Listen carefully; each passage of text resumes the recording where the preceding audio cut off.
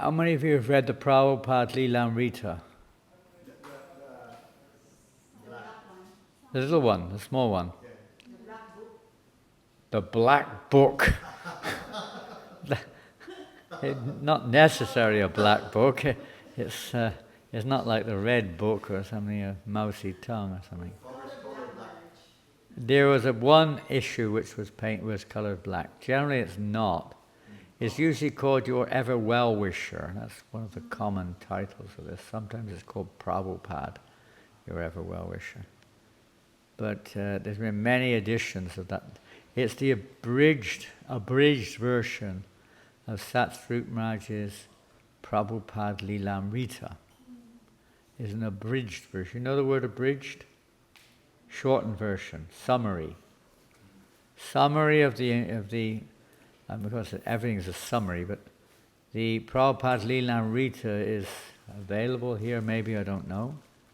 But it's about 7 times longer than the abridged version. And I do recommend you to read it. It's quite easy reading, because it's biographical. Generally, biography is a little easier than philosophy, generally. Philosophy is mixed in. There are many biographies of Srila Prabhupada. Hari Sori Prabhu, Shruti Kirti Prabhu, Shamasundar Prabhu, Mukunda Maharaj. Different devotees, many more, have written maybe a particular period of Prabhupada's pastimes, but they've written some kind of biographical works. The Lilamrita is the generally accepted Lilamrita of ISKCON, the main biography of Srila Prabhupada's life and teachings, because it starts from his birth and ends at his departure. It's the whole life. It scans a period of about 7 books. 6 or 7. They print it in 2 versions, 2 volumes now, big ones. Sometimes you get a 1 volume, very big.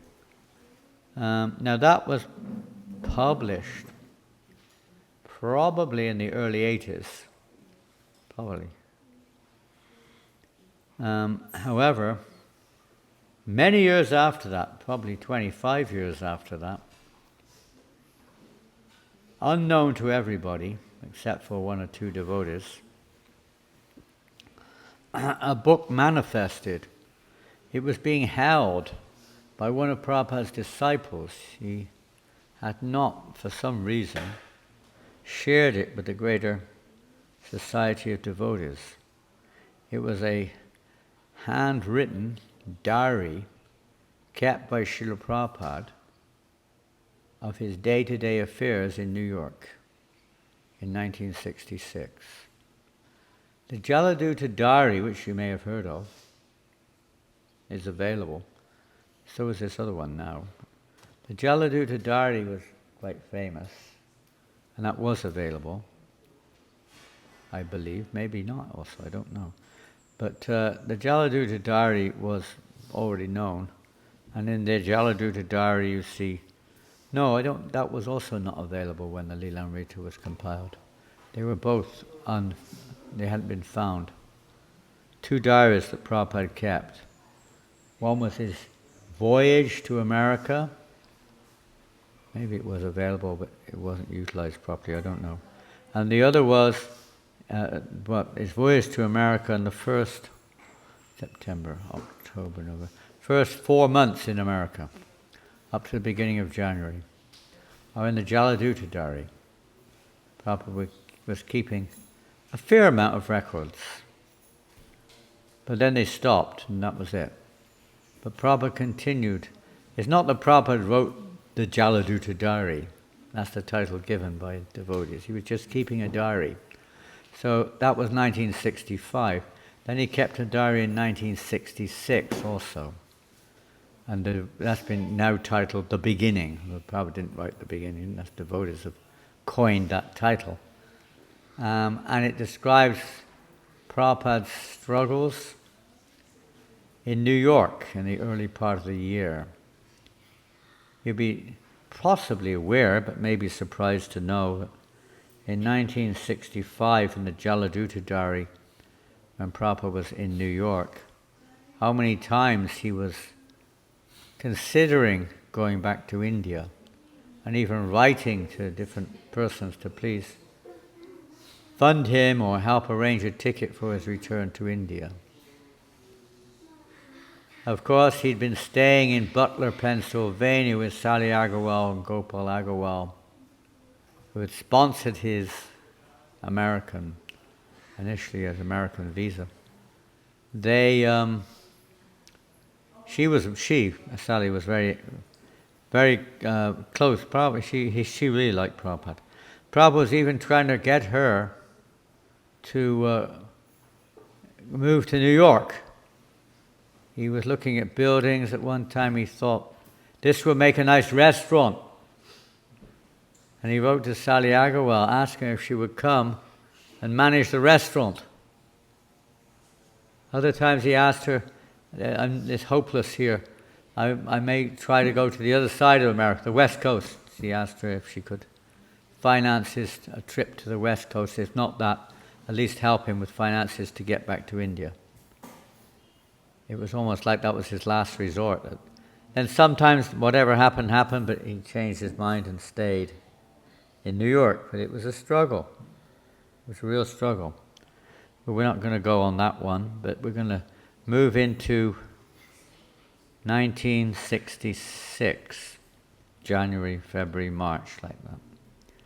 60 years ago from now. I don't know if any of you were in your body, well, kind of in your body, this body, 60 years ago. I don't think so. Anybody's over 60 years of age? Anybody over 60 here? You're over 60, so you must have known about Prabhupada being in New York in those days, huh? Did you meet him? Did you meet him in 1966? Not quite, a little bit later. How old were you in 1966? 1 year old. Oh, definitely, you would have known everything for sure. 1 year old, you just appeared in the world. And Prabhupada was in New York unbeknown, as we say, to pretty much everyone in the world, and even those who knew he was there didn't really care about it. Didn't mean much to them. So it was like basically an unknown factor in 66. Huh? If you were all alive, we're going about our business, completely oblivious to the fact that the greatest event was about to take place in,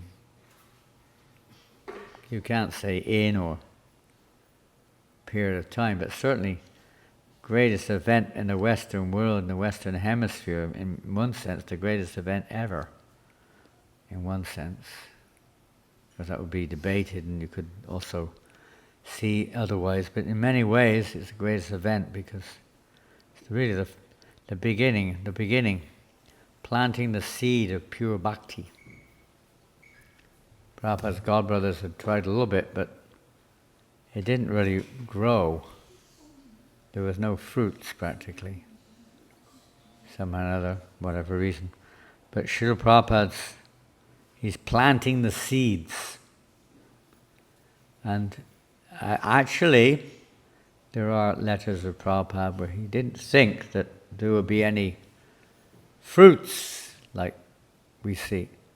That be later maybe, but not then. And he was just hoping to get his books published and distribute a few books, and maybe that would be it, nothing else. He wasn't confident the Westerners would be able to take up this process. I read one letter today, it was on the, I don't know what the date, some date, and in February I think, where Prabhupada was saying that how Haridas Thakur had predicted that this Hare Krishna mantra will even be attractive to the birds and the beasts.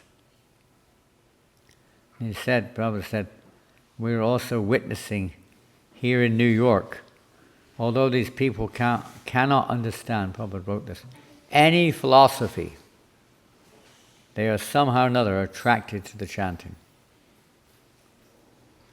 So that's what it's Prabhupada's words. So I'd like to start. I don't know if we have anyone who can put things on the screen. Technician, Govindaji. So we're going to sing a song, if Krishna allows. Let me find it first. And it's a little long, but it is very important to understand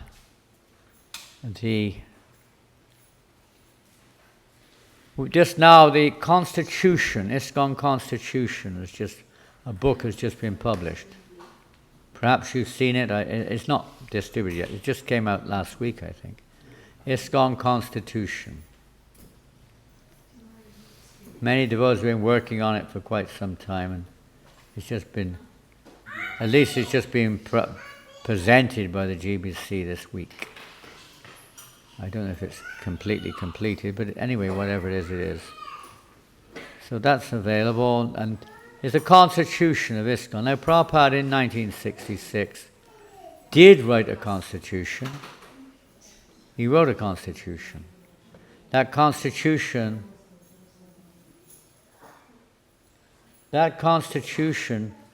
was the foundation of the ISKCON, or the incorporation document. We don't hear much about the corporation document. That was submitted by Prabhupada to the lawyer, and then in conjunction, I think, with Brahmananda or maybe others, they produced the incorporation document, which was fairly similar, but not exactly the same. So the incorporation document includes like study of Sanskrit and the importance of Varna Ashram and things like that. Vegetarian food, the importance of introducing vegetarian food lifestyle. It was a little bit more practical, I'd say, in terms of detail. Practices which achieve the purpose. But we'll sing a song. Now this song, you're familiar with it, but not, obviously you haven't memorized it. There's some talking going on. I don't know who's talking and chatting. Children's okay, but adults, please try to be quiet.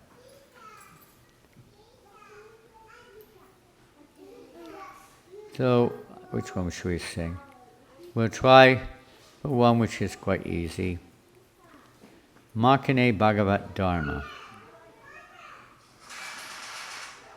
So you have to find it, I guess, on your whatever you use to find it. Have you got it already? Markine Bhagavat Dharma? Yeah. How did you get that so quickly? It's casting from the phone. Pardon? It's projecting from the phone. I know, but how did you know I was going to... I just said it 10 seconds ago. She typed it in. Huh? She typed it in. I know, but I never even told you I was going to sing it until 20 seconds ago. I was debating to the last minute which one to sing. Listening. Yeah, but I never mentioned it until about 40 seconds ago. Amazing, you must be reading my mind or something. I've got to be careful what I say around here. Especially what I don't say, because you're reading my mind. And that's very, very dangerous when you're with people who can read your mind, isn't it? Oh my goodness, scary. Isn't it? They know what's going on in your mind. You're trying to put on a good show, but really what's happening inside there is no one's business. Huh? Just be attentive. Thank you for reminding me.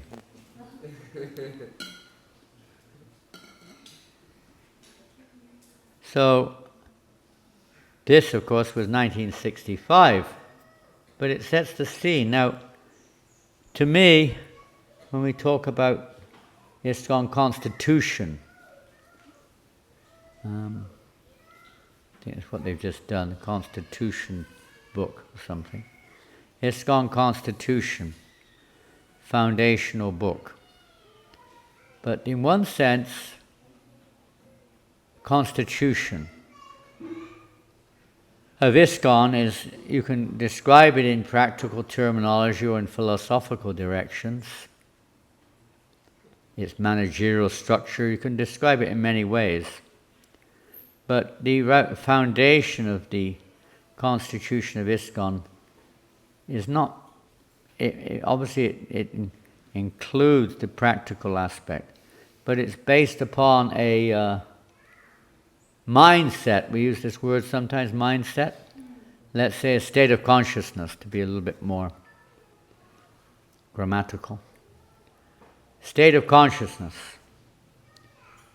You can have a very nice building, temple, but if the state of consciousness is not particularly good, it doesn't serve much of a purpose. I give an example from a letter I read this morning. Writing of Prabhupada in his diary. He was staying with Dr. Mishra for a while. Dr. Mishra was a Hatha Yoga teacher in New York. He lived in Riverside Terrace or something like that. Riverside Way or something it's called. Riverside Drive. It's on the side of the river. I think it's the Hudson River, one of them. It's on the riverside. And there he had, quite an opulent area, he had his yoga studio. He was invite Prabhupada to lead kirtan, but he wouldn't let him speak. People were coming. He wouldn't let him speak because Dr. Mishra was a Mayavadi. He quickly found out Prabhupada was not a Mayavadi. So he didn't want him to speak to his audience, otherwise they would become doubtful of Dr. Mishra. But he let him lead kirtan because Mayavadis, everyone likes kirtan more or less. They're not real Mayavadis, but they're American people with an impersonal understanding. So Dr. Mishra, I just read one. Today, Prabhupada said, Dr. Mishra invited me to his studio, but it's a waste of time, Prabhupada said. No point. He didn't say, I did not go. So, it's not just a place, or it's the consciousness or the effect that is there. So temples are not just buildings. ISKCON is not just an association, legal association. It is meant to be the favorable situation to evoke our Krishna consciousness. The temple is not a meeting place only for, materialistically speaking, socializing. It's meant a place to remember Krishna, to put Krishna in the center of our lives. And this is the foundation, to depend on Krishna. So when we read the translation of Markine Bhagavat Dharma, we'll see. We'll read this translation first. Perhaps you have it on the board. My dear Lord Krishna, this is a translation of Prabhupada's poem, which was written on September the 17th in Boston, New York. September the 18th, in Boston, New York. He was alone in the cabin of the ship Jaladuta. He'd just gotten a short visa to stay in America. He knew nobody. He only stepped on the shore of America briefly with Captain Pandya looking around the dock area of Boston. And now he's writing this poem about his inner heart, his realization or his feelings in terms of the mission ahead of him to try to preach. Markine Bhagavat Dharma literally means preaching Krishna consciousness in America. Bhagavat Dharma, Markine is America. So preaching Bhagavat, the teaching of Krishna in America. So he wrote this poem. And this, in many ways, is the real constitution of ISKCON, because What is ISKCON constituted of? Oh, we have 1,100 temples. We have 150,000 initiated devotees, or whatever it is. That's one way of looking at it. We have another 2,000 affiliated centers. We have farms. We have restaurants.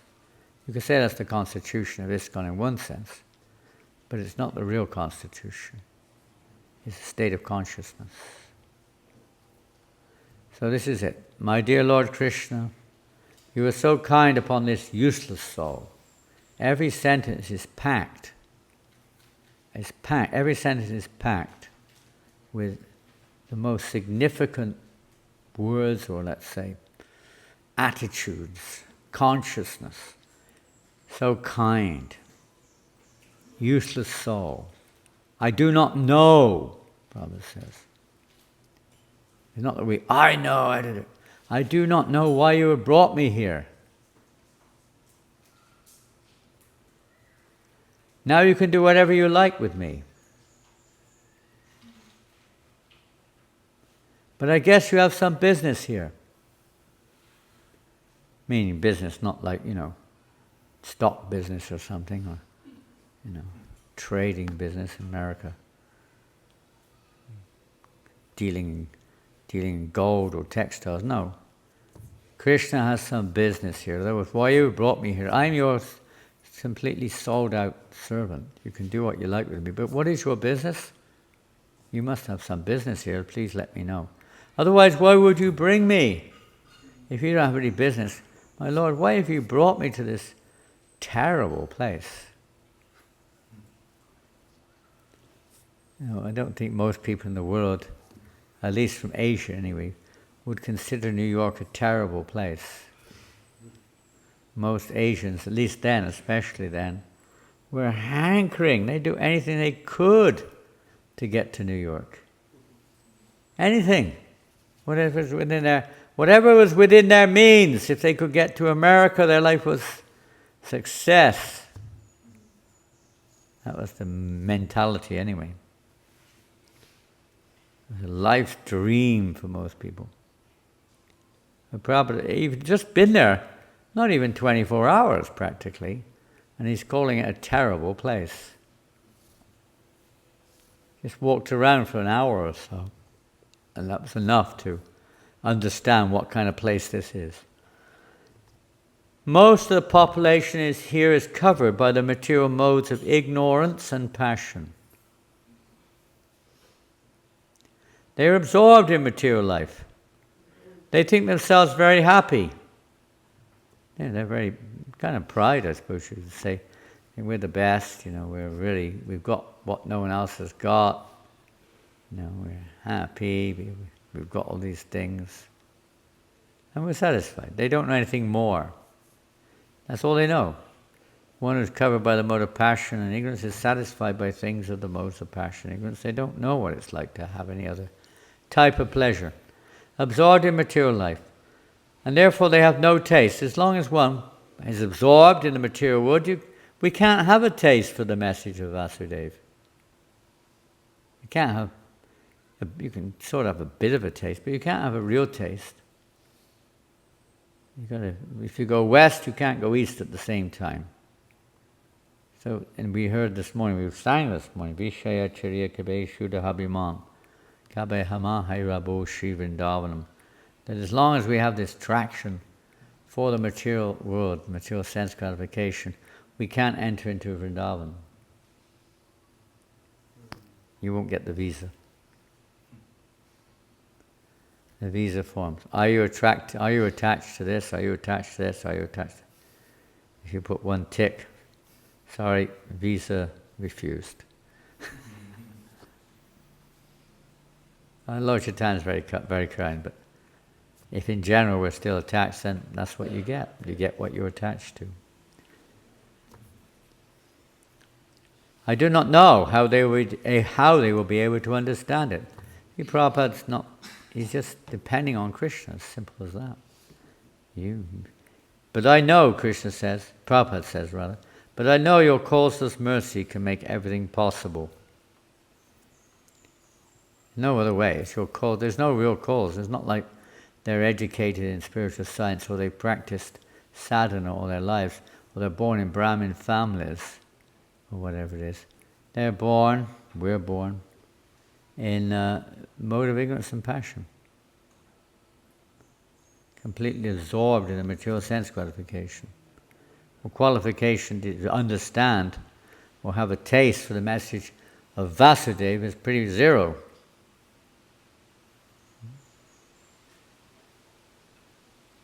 What's that verse in the Yesham Tvantagatam Papam Jananam Punya Karmam?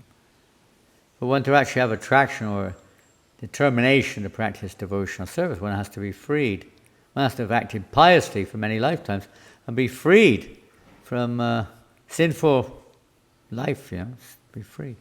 And freed from the duality, seeing beyond duality, in order to have the determination to practice devotion. So, what qualification do we have? Next to nil.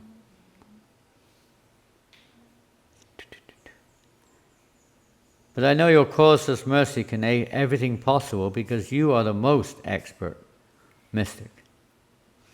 Mystics can do something, but Krishna is the most expert.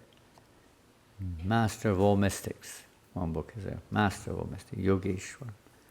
How will they understand the mellows of devotional service? Prabhupada says. How will they understand it? Oh Lord, I am simply praying for your mercy, so that I will be able to convince them about your message. Prabhupada wants to be the instrument to someone or other convince people in America about this message of devotional service. Otherwise they won't be able to catch it without that mercy. All living entities have come under the control of the illusory energy by your will.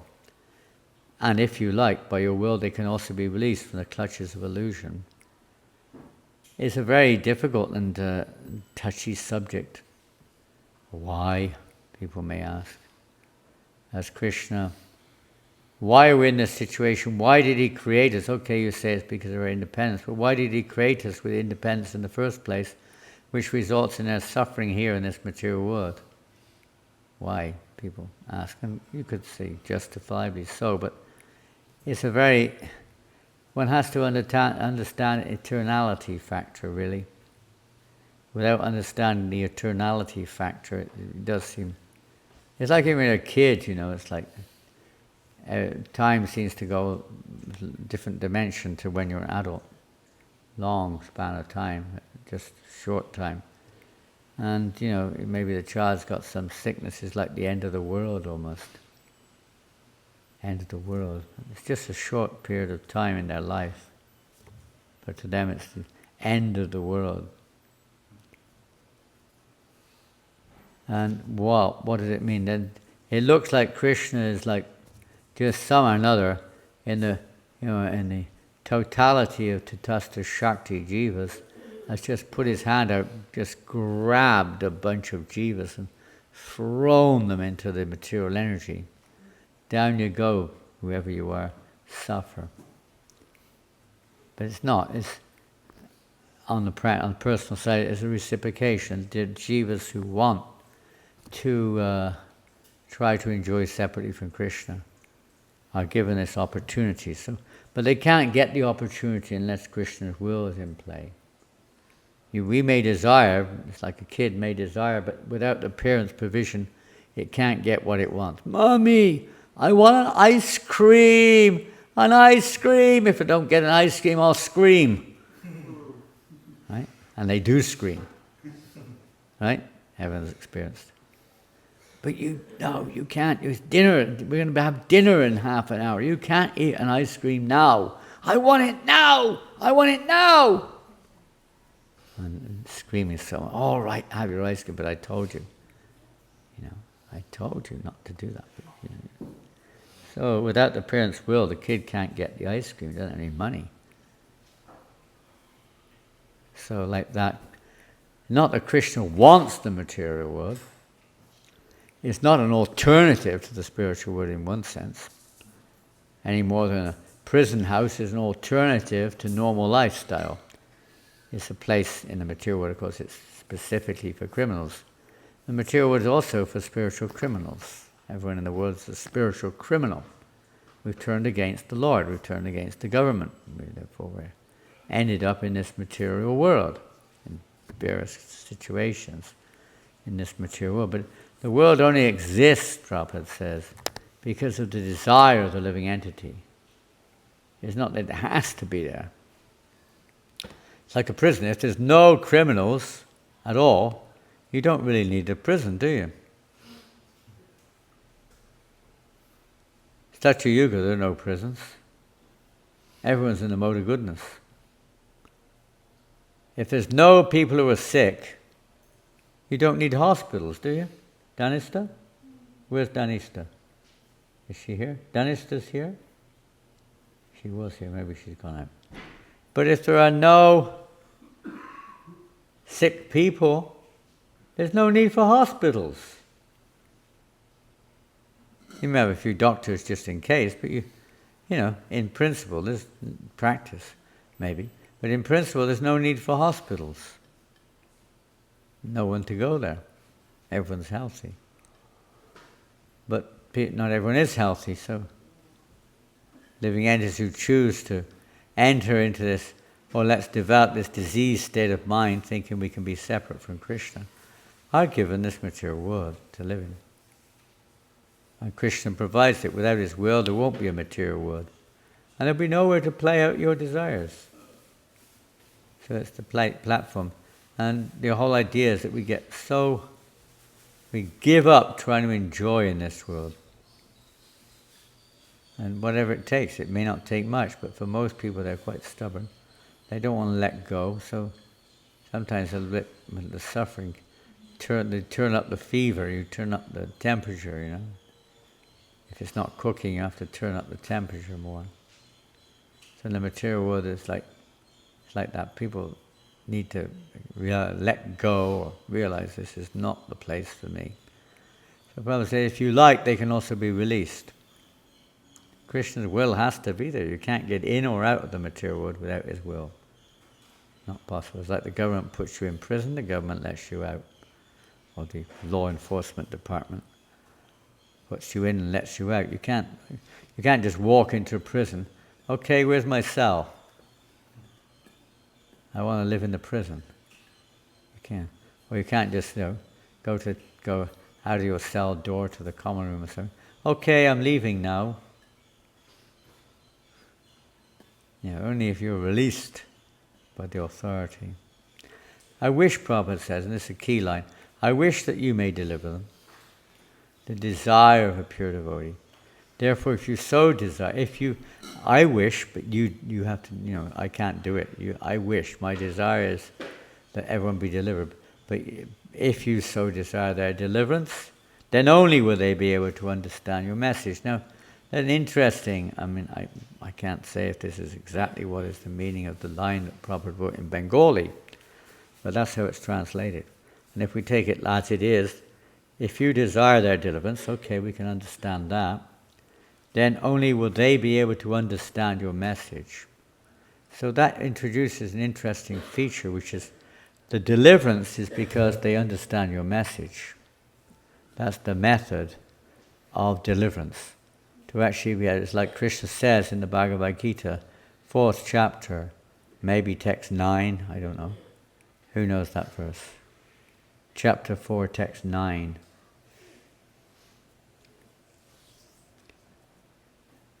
Thank you, very good. You got it perfectly correct. Didn't make a single mistake there. What's the verse? 4:9. Yeah, who's saying that? Who said that? Haribol Madhamopan. He doesn't even have a mobile in his hand, I can't believe it. He said it without a mobile. No, I just looked for it in the mobile. Jamakama Chamediyam evam yogaji tattva tektvadeham punajama naiti mamati sojana. Prabhupada said this verse one time, he said this is a key verse of Gita. Not usually, but once he did, to Sabag Maharaj, I think, in London. One who understands the transcendental nature of my appearance and activities upon quitting this body does not take birth again, but attains my eternal abode. understanding the message of Godhead, or the nature of Godhead, which is not easy to understand. And so Prabhupada says here that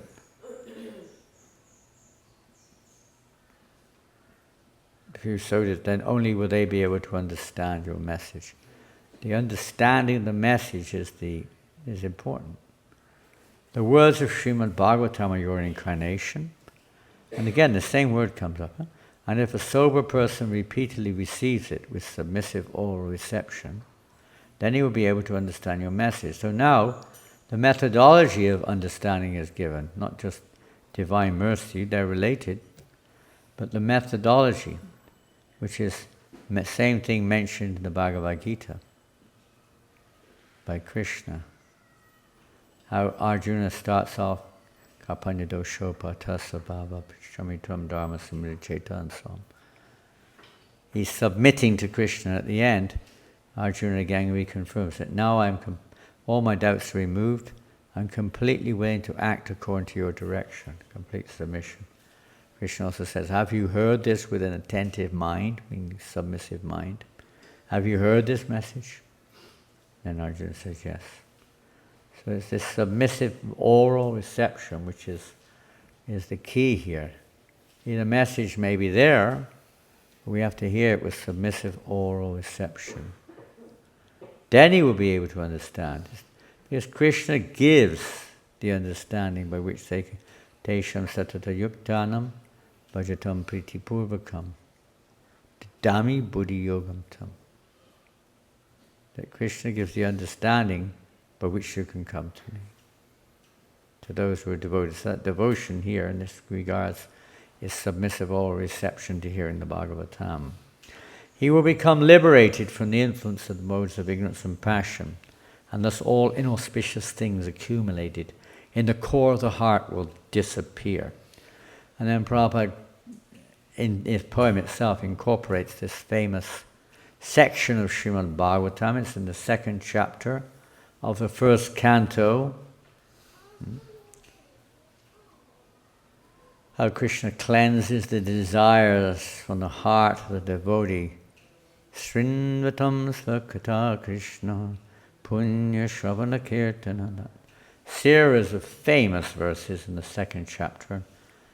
If you haven't studied the Bhagavatam, at least study the 2nd chapter of the 1st canto.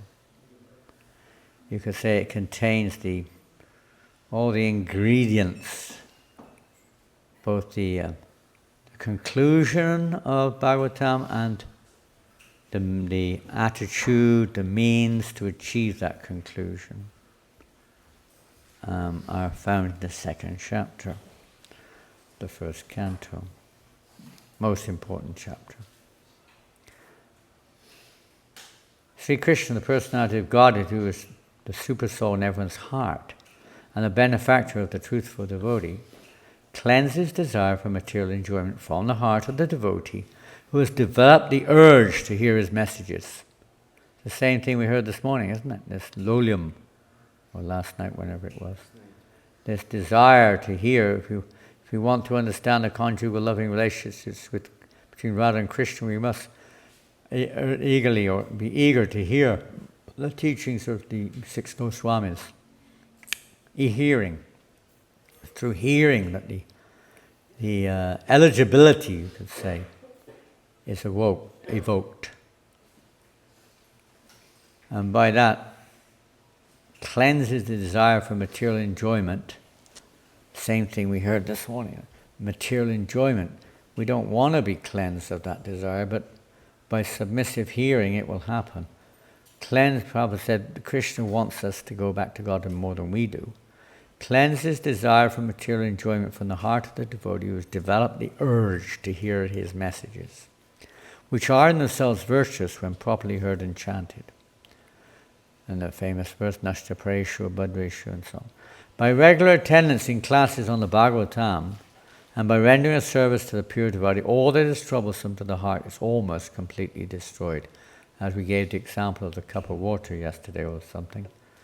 If it's dirty water, you keep pouring clean water, it'll eventually become almost clean. But there'll always be a fine trace element of contamination in the water.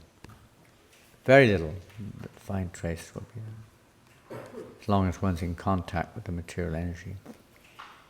And loving service unto the personality of Godhead, who is praised with transcendental songs, is established as an irrevocable fact. It can never go away, it can never be taken back. It's irrevocable. As soon as irrevocable loving service is established in the heart, the effects of nature's passion, modes of passion and ignorance, such as lust, desire and hankering, disappear from the heart by becoming irrevocably attracted, so to say, or absorbed in hearing and chanting and devotional service or loving service. Then the devotee is established in goodness and he becomes completely happy. Thus established in a mode of unalloyed goodness, the man whose mind has been enlivened by contact with devotional service to the Lord gains positive, scientific knowledge of the personality of Godhead in the stage of liberation from all material association. Thus the knot in the heart is pierced, and all is given to cut to pieces. This is also explained in that self-same chapter a little earlier, how Chindanti Kovidas Tasya Konakur Kataratim, that by hearing Yadanujasana Karma Gruntan Abundam, Chindanti Kovidas Tasya, how that Karma Gruntan Abundam, that bondage of karma, that knot, Karma Gruntan is not, Karma Gruntan Abundam, is cut, Chindanti, by remembering the personality of Godhead. The chain of fruit of actions is terminated when one sees the self as master. That can be taken to mean the soul or the Supreme Soul. It's easy to understand the Supreme Soul is the master, but as the self is the master, notice we're not this body. The soul is above the mind, intelligence, senses, and so on. He's supposed to be the master. So, and understanding one's material, one's spiritual self, basically. Prabhupada then goes on with his own poem. How will I make them understand this message of Krishna consciousness? How? How? I don't know. I am very unfortunate, a personal appraised self-analysis, we could say. I am very unfortunate, unqualified, and the most fallen. It's a characteristic which isn't just words, it's a characteristic of one's own actual feelings. And we may not think the same way, but Prabhupada does. He's very unfortunate, various reasons, unqualified, and the most fallen. Therefore I'm seeking your benediction so that I can convince them, for I am powerless to do so on my own. The whole mood is total dependence, humility, and total dependence upon Krishna. Somehow or another, O Lord, you have brought me here to speak about you. Now, my Lord, it is up to you to make me a success or a failure as you like. There's no failure on this path, in one sense, because one is completely, it's like, you go on book distribution. There's no failing. You may not do any books, but there's nothing lost. You've gained everything. Because of your heart, you're trying to deliver that message. There's no failure. There's no need to, there's no failure. The effort alone is success. Make success or failure as you like, but Prabhupada's talking in terms of whether or not the mission is spread or not. I just play my part and it's up to you. Even if I don't make it, that's up to you. I accept it. O spiritual master of all the worlds, I can simply repeat your message. Every line is so key, so essential line to imbibe. I can simply repeat your message. Not Prabhupada didn't make up his own message, he's repeating Krishna's message. So if you like, you can make my power of speaking suitable for their understanding, as you wish. Not that I'm very learned, I know how to speak. At any moment our learning can disappear, you can forget everything. Or your ability to speak can be taken away in a moment. We're very proud sometimes of what we know and how we speak. Krishna can take it away at any moment. Only by your causeless mercy will my words become pure.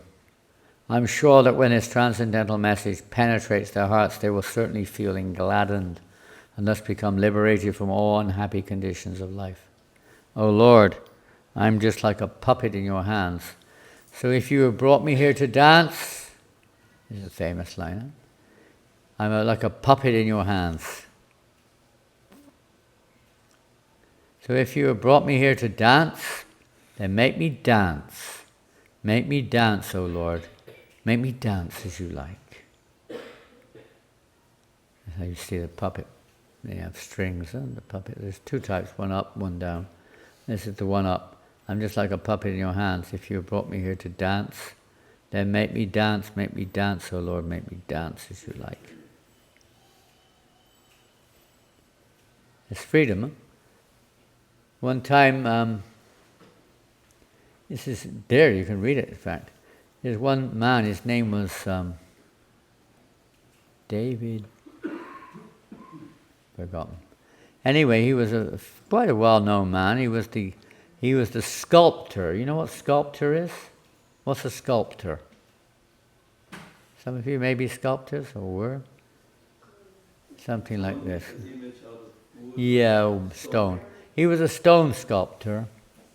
He used to make, images of people or whatever, some items, flower pots or whatever it is, out of stone for the Queen in her various, homes around the country, I suppose.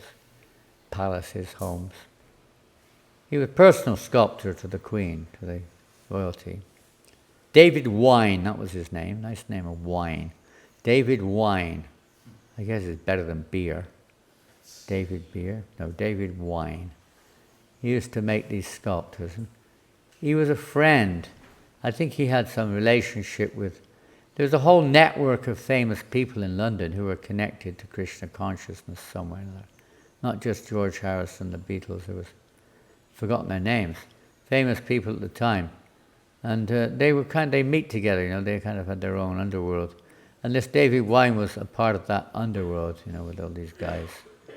So he he knew a bit about Krishna consciousness. He came to see Prabhupada. Friend of maybe George Harrison or someone invited him. Somebody brought him over to see Prabhupada. He was a Queen sculptor. And Prabhupada didn't know who he was. We talking to him, have you seen the Bhagavad Gita? Prabhupada picked up his Bhagavad Gita. He said, yes, I have one. Oh! I said, well, how do you get the Bhagavad Gita? He said, the Queen gave it to me. Queen Elizabeth. And she said to me, it would be so nice if everyone would give the responsibility to Krishna. The Queen said. Take that as you like, but that's what Prabhupada is saying here, more or less. And if you have brought me here to dance, make me dance. Well, she's not thinking like that, but, it's the state of freedom where, it's like Prabhupada gives example, if you're in the army, you may be shooting people, but you're not held responsible for that as such. You get rewarded. You get in England, they get a Victoria Cross, if you're brave enough. Top reward for, for army man, soldier. You fought, totally surrendered your life like that. So the mood of Prabhupada is given the entire, I'm your puppet. It's your responsibility. If you want me to succeed or fail, that's your responsibility. I'm just surrendered to you. I just act according to your will, that's all. What the result is up to you. I have no devotion, Prabhupada says, nor do I have any knowledge. Of course, we know Prabhupada is the personification of knowledge and devotion, but he feels like that. But I have strong faith in the holy name of Krishna. I have been designated as Bhaktivedanta. And now, if you like, you can fulfill the real purport of Bhaktivedanta. What is Bhaktivedanta?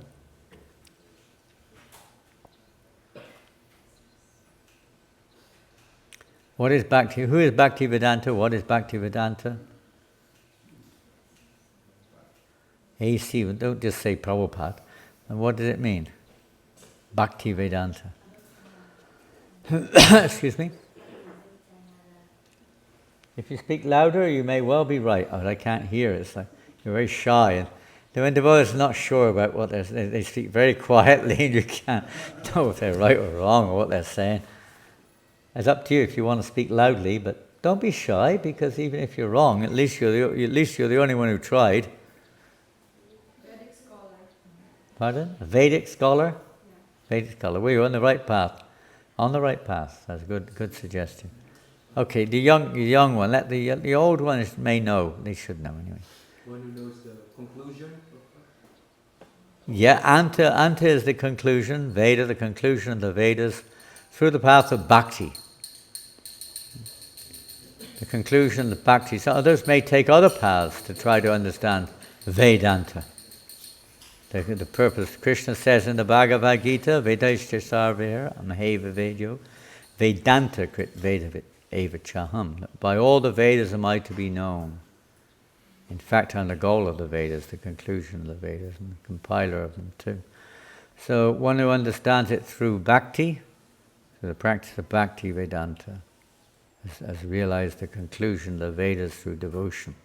He's Bhakti Vedanta. Signed, the most unfortunate, insignificant beggar, A.C. Bhaktivedanta Swami, on board ship Jaladuta, Commonwealth Pier, Boston, Massachusetts, USA, 18th of September, 1965. Interesting, huh? Most insignificant, unfortunate beggar. How Prabhupada sees himself. The ship Jaladuta is also an interesting name, how Krishna arranged that ship. Huh? Jaladuta means? Pardon? You can say Dikara, yeah. Jala means? Jal. What's it mean? Water. Duta? Duta means messenger. Messenger. The messenger, you could say, you could take it graphically speaking, Prabhupada is the messenger and the boat is taking him across the water with the message. It's quite a prophetic name of the boat in one sense. That this message, as I said the other day, Prabhupada, he didn't go alone. In one sense he did, but I mean Krishna and his Guru were always with him, but he also was accompanied by Srimad Bhagavatam 200. And if you read this in the beginning diary, how many times Prabhupada was trying to distribute those sets of books in different shops and institutes, and most of the time it was a failure in terms of, them taking the books, let's say. Many times they took and returned them. Most of the time, in fact. They would take, okay, we'll give it a go. Then Prabhupada would have to take them back, they didn't want them. He struggled like anything. But, he went with the Bhagavatam, but Prabhupada said, that I didn't take the Bhagavatam with me, the Bhagavatam took me with it. If the Bhagavatam went and brought me along with it. Like a little different. Oh, I'm going on Sankirtan. Oh, Sankirtan's taking me.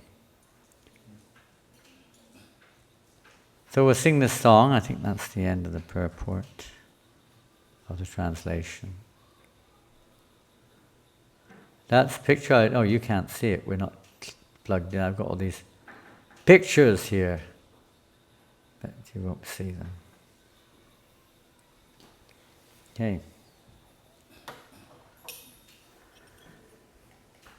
Are we ready? Someone can play harmonium. Who's good on harmonium? Okay, you ready? Oh, I'm sure there are many different tunes to this as well. Almost every bhajan has different tunes, and different persons have their different favorites and flavors, and whichever line you're in, and who's your guru, and who's your favorite kirtan leader, and whatever it may be, So you'll find different. So you sing the same tune, and somebody sings it differently sometimes. But try to follow if you can.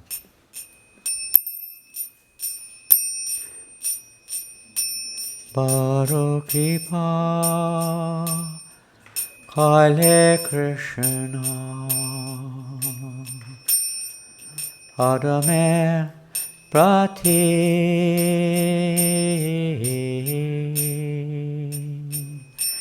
Baro Kripa Kale Krishna Adame Pati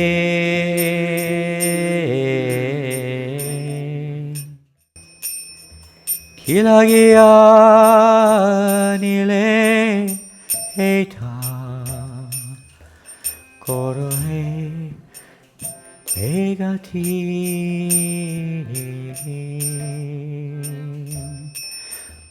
Hilagia nile eta korohe egati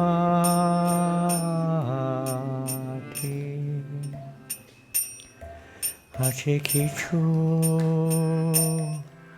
Kajata Bhava Eyanu Mane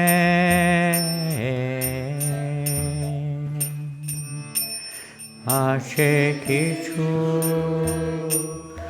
Kajata Bhava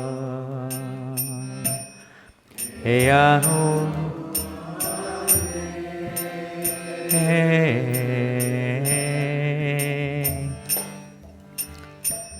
Nahe kino ani pen eugrastane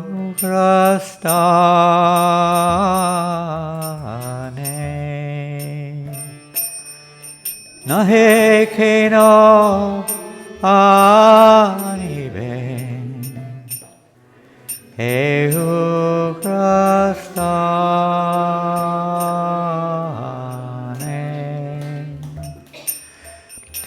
Rajastamo Gune era Sabaye achana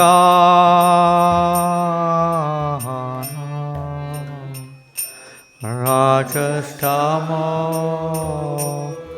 Gune era Sabaye achana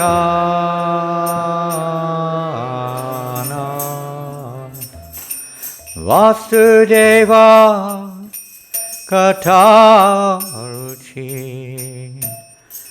Nahese Vasana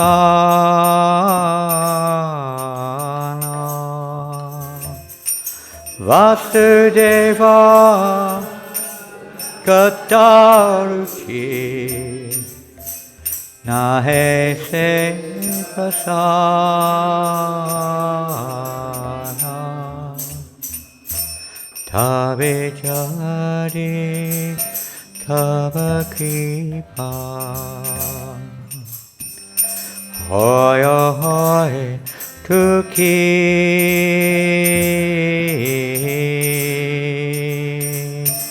Tabe jari taba kripa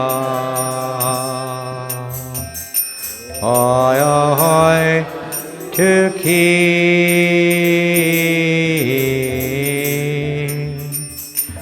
Sakali sambhavoy Tumi se kotuki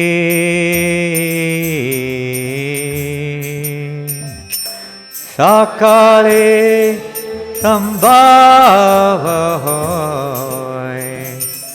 Tumi se kotuki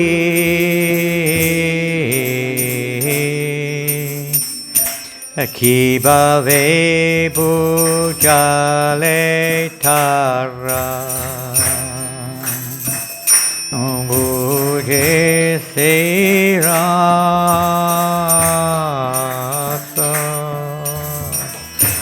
Kibave jale buje sirasa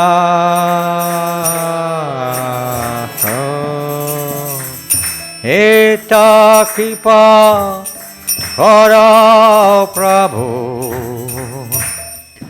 Karini jabasha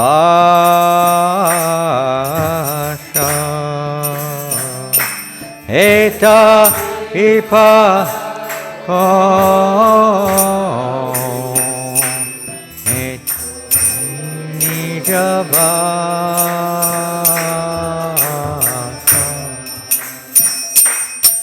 Marai Chaya Sabha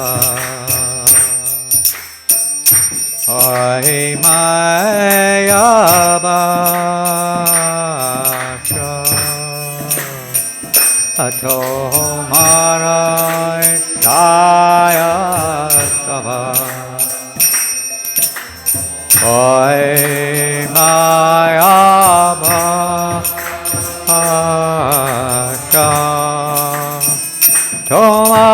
Tomarai Chaya Nasha Mayar Parasha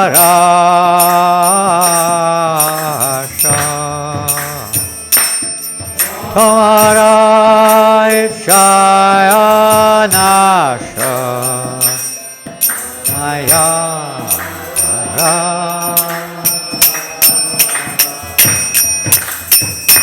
Tab icha hai gare Tadire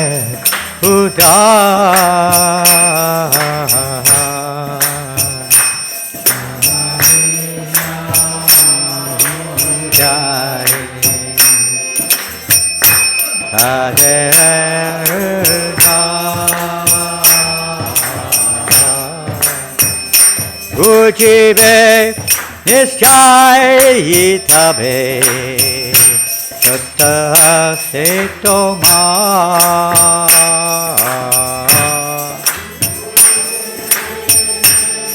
Nischai Tabe Sutta Setoma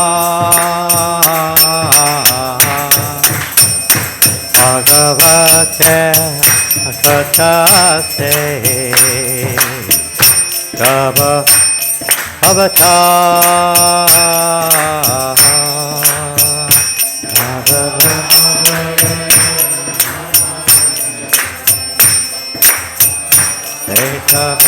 Avatar Tirahaya Shune Jari Kahane Baba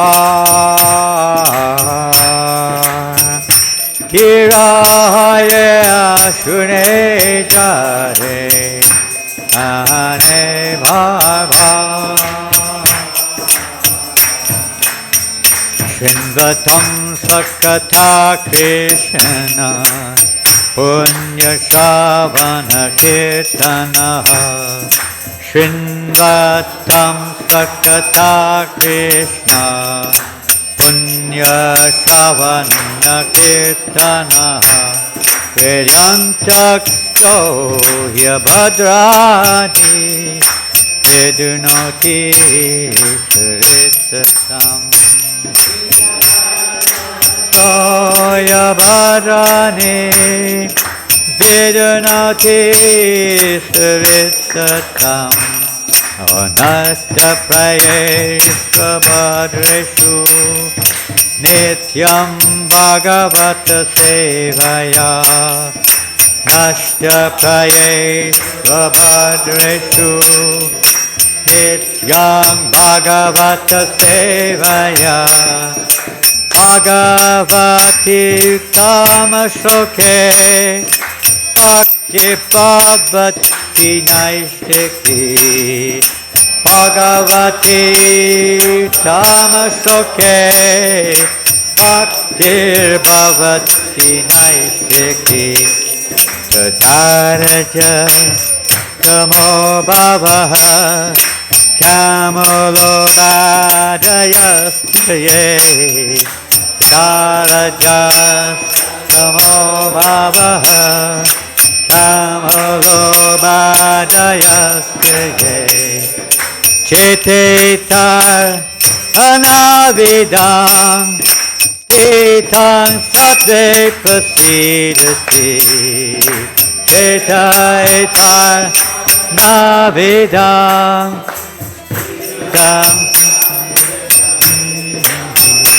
Evam Prasanna Manaso Bhagavat Bhakti Yogata Evam Prasanna Manaso Bhagavat Bhakti Yogasaha Bhagavat Tattva Vijnanam Mukta Sangasya Jayate Bhagavat Tattva Vijnanam Mukta Sangasya Jayate Oh Vedate Vidaya Granti Chiryante Sarva Sanshaya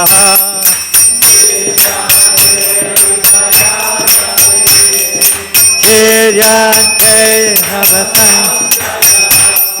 Chiryante Chasya Kamani Drishta Evatmanishvare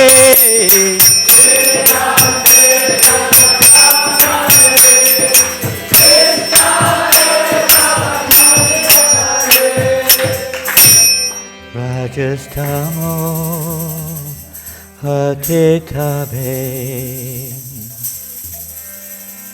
Paibe Nishtar Rajastamo Hatitabe Paibe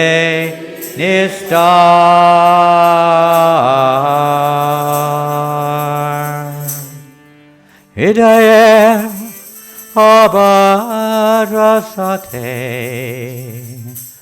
Guchibe Taha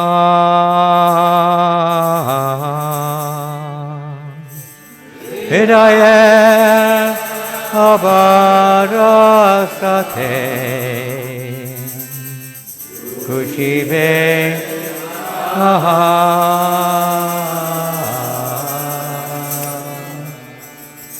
Kikore Ujagata Baro Sechaye Kikore Pujavokata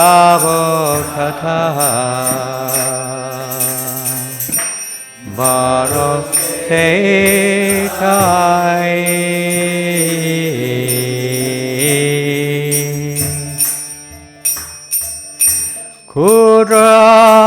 Kudrami Dinahina Kono Shakti nahi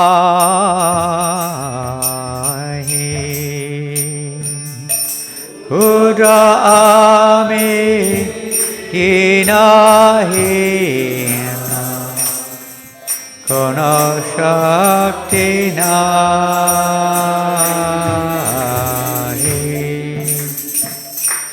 Atacha Enicho Prabhu Kata Olivare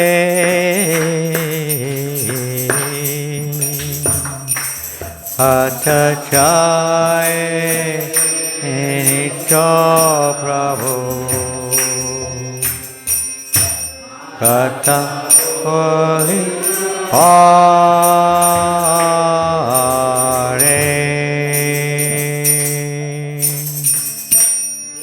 Yetoma Icha Prabhu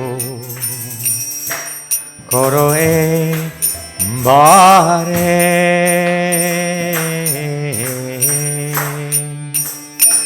Yetoma Icha Prabhu Koro he Bare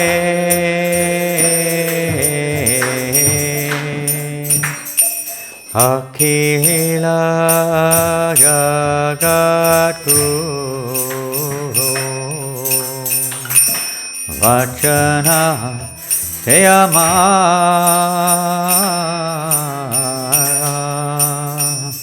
Akhila Jagat Guru Vachana Seyama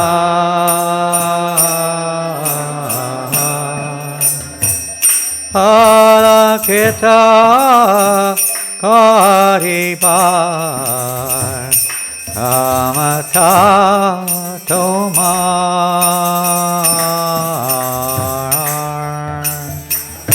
ala kita karibar kamata tomar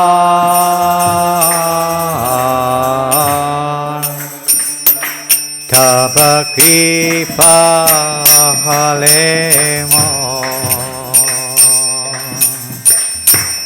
Katashura Habe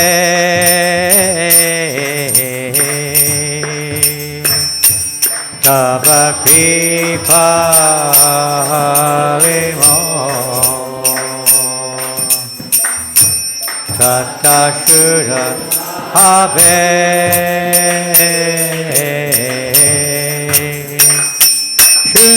Shunyata Parashoka Dukkha je uchibe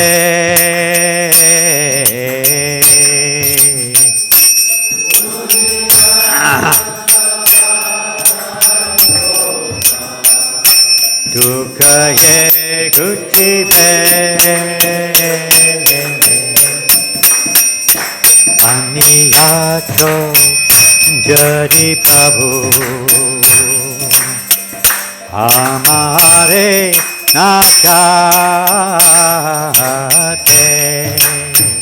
Aniyato dari Prabhu Amare Nakate Anachayo Nachayo Prabhu Nachayo Mate Chayo Nachayo Prabhu Nachayo Mate Astera Putali Jata Nachayo Mate Putali Jata Nachayo Mate Bhakti Nai Veda Nai Name Kudaro Bhakti Nai Veda Nai Name Kudaro Bhakti Vedanta Name Sahatak Koro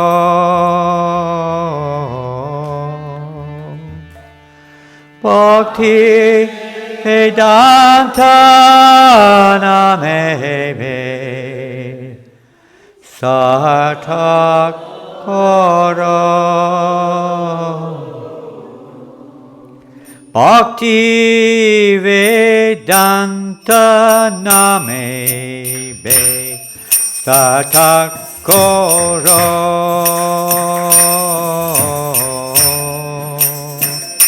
Bhakti Vedanta Name Sahatak Koro Oh Hare Krishna Hare Krishna Krishna Krishna Hare Hare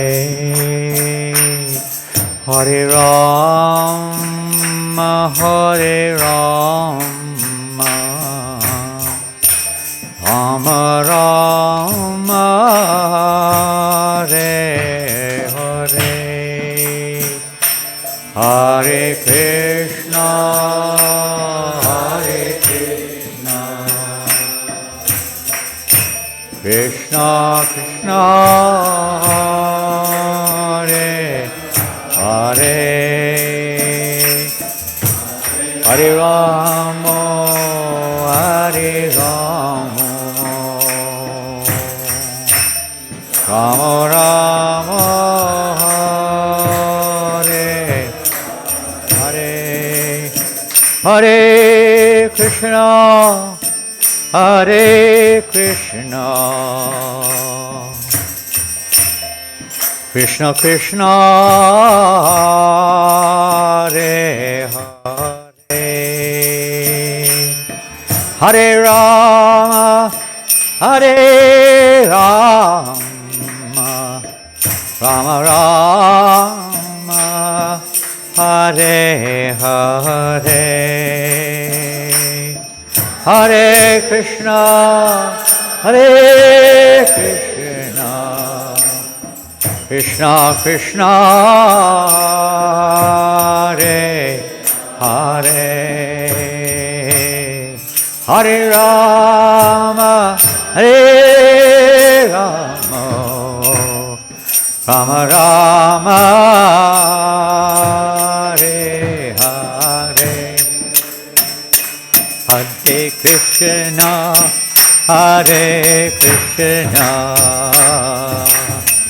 Krishna Krishna, Hare Hare, oh Hare Rama, Hare Rama, Rama Rama, Hare Hare, Hare Krishna, faster. Krishna Krishna, Hare Hare, Hare Rama, Hare Rama, Rama Rama, Hare Krishna, Hare Krishna, Krishna Krishna, Hare Hare, Hare Rama, Hare Rama, Rama Rama, Hare Hare, Hare Krishna, Hare Krishna, Krishna Krishna, Hare Hare, Hare Rama, Hare Rama,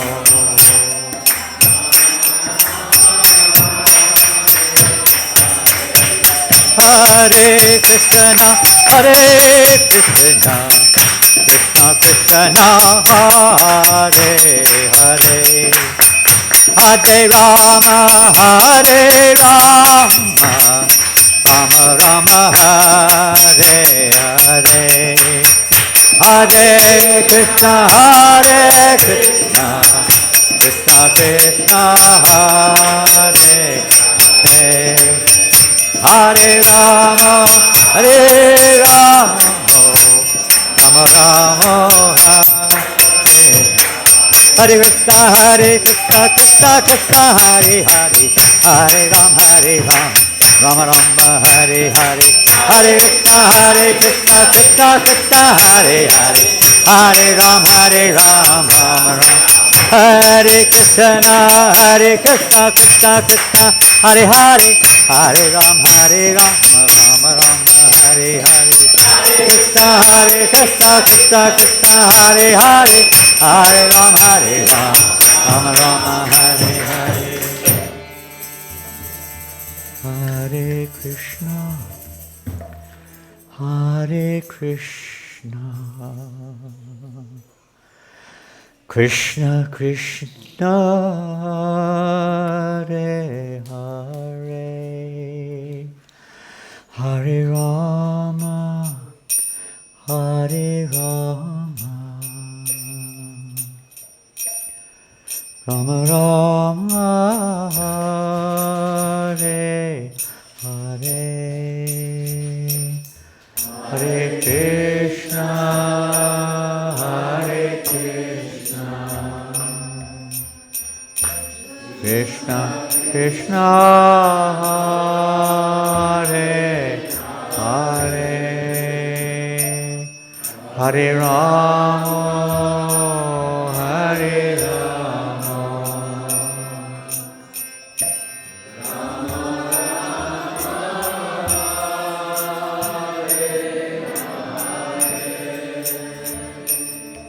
Hare Krishna Hare Krishna Krishna Krishna Hare Hare Hare Rama Hare Rama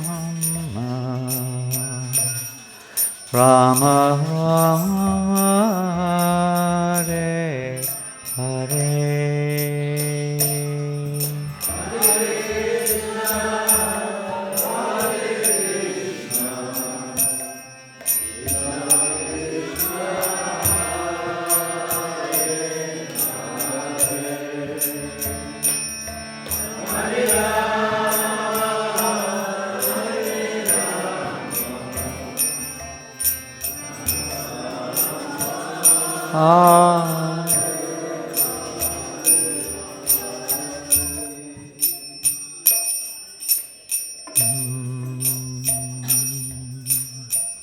Jaya Prabhupada, Jaya Prabhupada, Jaya Prabhupada, Jaya Prabhupada,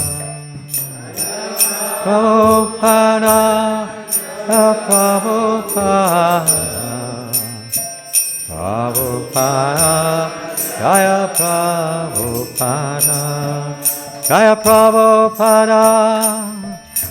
Prabhupada Jaya, Prabhupada Jaya, Prabhupada, Prabhupada Jaya, Prabhupada Jaya, Prabhupada Jaya, Jaya Prabhupada, Jaya Prabhupada. Jaya Prabhupada, Jaya Prabhupada, Jaya Prabhupada, Jaya Prabhupada, Jaya Prabhupada, Jaya Prabhupada, Prabhupada, Prabhupada, Jaya Jaya Prabhupada.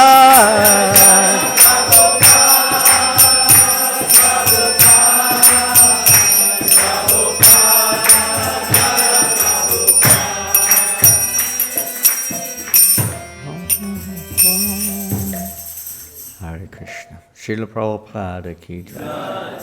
So now we'll read the beginning, the diary. It'll take about 4 hours. Are you ready? You're not hungry, are you?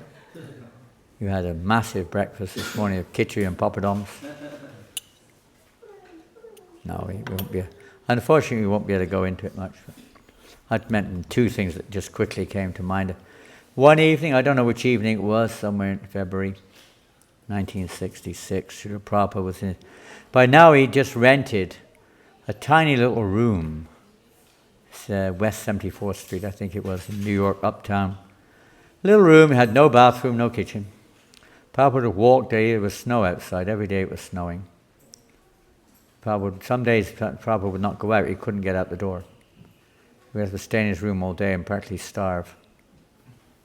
Take his bath, he said he took his bath in the sink, whatever that means. Mystic powers, he juiced himself. No, it means he poured the water over him from the sink. I don't know what the people downstairs, whether they got some shower downstairs or not, I don't know. But one time probably he was holding evening programs from time to time in that little apartment. Occasionally 1 or 2 people would come, sometimes nobody. There was one boy called Harvey who was occasionally coming. He was practically the key person in the whole development was Harvey Cohen, who was coming at that time. But one night nobody came at all. Probably would start at 7 o'clock, 7:30 like that, go on as long as they were there practically. That night nobody came at all. Prabhupada writes it in his diary. Tonight nobody came, but I still began the kirtan at 7 o'clock and finished at 10:30 on his own, chanting. And he recorded it. Many of those those recordings were later produced as records. The most famous one of all was one time when nobody came, and he just gave a summary of the Bhagavad Gita. Quite long, several hours long, I think. And now that's been distributed to millions and billions of people all over the world. It's the introduction to the Bhagavad Gita, which Prabhupada recorded alone there in New York, in that little room, in the winter of 66, more or less exactly 60 years ago. So nothing goes in vain. His Guru Maharaj said, we'll preach to the four walls if nobody comes. We'll preach to the sun and the moon, we'll preach in the deserts. So we don't mind, but we'll preach the message of Godhead, forceful and bold. That's Prabhupada's humble start to this movement. And you read, I think it was in June, Prabhupada writes, for the first time since I arrived in America, I took bath 2 times in a day. He was only taking maximum once a day. There's nowhere to bathe. He had to walk through the snow, the wind, the rain, just to take a bath. Just to cook his meals, he would have to walk several blocks to Dr. Mishra's studio to cook there. Like that. Go shopping in a little corner, superette store. Every day Prabhupada in his diary would write like 10 cents chili powder, 20 cents, soap powder, 15 cents, apples, like that. Every cent that he received, every cent that he spent, he recorded. Every cent. Every letter he wrote, he wrote it down in the diary. Every letter he received, he wrote it in his diary. He was very meticulous like that. We may not realize the value of this self-control. Self-control, monitoring, controlling our whims, and so on. Prabhupada would not spend a penny unless necessary. He didn't have pennies. He rented this little room for $140 down payment, $140 for maybe 2 months. I don't know how much that covered in 3 months, maybe, I don't know. You had to make a down payment, including the, when you rent an apartment, you have to pay a month or two in advance plus a down payment. So he borrowed the money some of it off of Harvey, different people, some from the book sales, just to rent that room. He didn't know where his next penny would come from. He would even write down, today, Mr. Bogart donated 50 cents. He would write things like that down. Every cent was recorded in Prabhupada's diary. Very meticulous. Every moment counts. Every moment. He was greatly hopeful for about 4 or 5 months. He was in communication with Mr. Singhania from India, who was a very rich industrialist from Kanpur. And he was begging him, please, transfer foreign money here so we can buy a building in New York for a temple. He was alone. But he was thinking, if we can get this building, we'll start a temple there. We'll start it alone. We take it for granted. We have temples and deities and money coming in, maybe, and this and that, so on and so forth. And we get so absorbed, which we should be, in all the rules and regulations of deity worship and whatever. Prabhupada didn't really have any facility for that. But he was planning to start a temple. With whatever Krishna provided. That was his plan. How it would pan out, nobody could say. But it didn't happen at that moment, but then, of course, in July of 66, with the help of Mukunda, now Michael Grant, he obtained 26 Second Avenue property, and from there the movement really grew up to then. He started the Sunday Love Feast, by the way. He didn't start it in Second Avenue. He started in the Bowery. After 2 or 3 months in that little room, he left because somebody stole his typewriter. He managed to get a typewriter donated, which he was using for typing up. He had his introduction to the Bhagavad Gita, of course, and he would type these things up. He didn't lose the copies, but he lost his typewriter, he lost his recorder, different things were stolen. But then Prabhupada moved on to the Bari. Harvey Cohen was the one who found that location, the Bari, introduced him to Paul Murray, and Prabhupada moved in with him there in the Bari. Paul Murray was a troubled young man. He was only about 17 or 18 years of age, and he was really quite depressed and disturbed. Sometimes he would take LSD and other drugs and kind of become a bit deranged and behave in crazy ways. Prabhupada stayed there for a few months, started the Sunday Love Feast there. He was giving 3 times weekly programs. Started in Sanskrit, he was giving Sanskrit classes. Then he realized it wasn't really particularly effective, so then he just started the Sunday Love Feast as well. And then they moved to 2nd Avenue via Carl Jurgen's apartment for a few days. So now it's time for RT, and remember all of this is a result of the seed that Prabhupada was planted there in his heart by Bhaktisiddhanta Maharaj in 22, but then Prabhupada took the seed and planted it there in New York, and consequently fruits grew, and those fruits then went and produced more trees all over the world, which produced more fruits, and those fruits are supposed to go and produce more trees all over the world. Supposed to. Every town, every village, there should be a tree of bhakti growing. The seed is there, the bhakti lata bij, we want the tree also, bhakti turu, the tree of devotion. Here in the Philippines, everywhere. So much to do. But if we develop to whatever extent, at least meditate on this mood of Srila Prabhupada, then everything becomes possible. Everything becomes possible. If we think we're the doer, nothing is possible. Nothing of any value anyway. We have to get into this mood of being the instrument, the totally dependent instrument of the Lord. Hare Krishna. Srila Prabhupada ki jai. Janananda Goswami Maharaj ki